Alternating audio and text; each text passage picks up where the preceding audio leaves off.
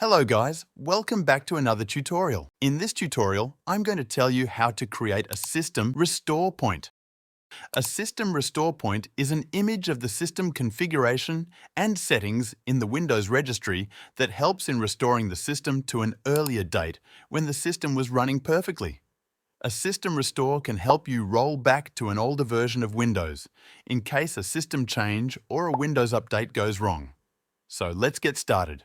Go to the Start menu, search for Create Restore Point and click on it. After opening it, select the drive you want to create the restore point for.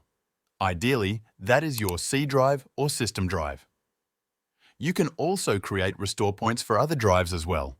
As you can see, I have created one for the F drive, which is my computer program drive. After selecting your preferred drive, click on Configure.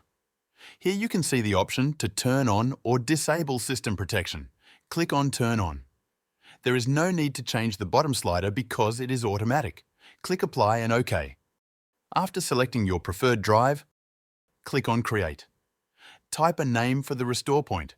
I usually put it something like this: routine day, month, year, and time. Then click on Create again.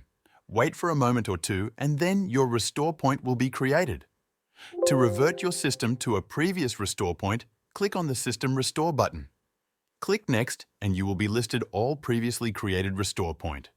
Simply select the restore point to which you want to revert and click Next, and your system will revert to those settings. I hope this tutorial was helpful for you. Like the video, subscribe to the channel, and turn on notifications to stay updated for more future tutorials. Thanks for watching.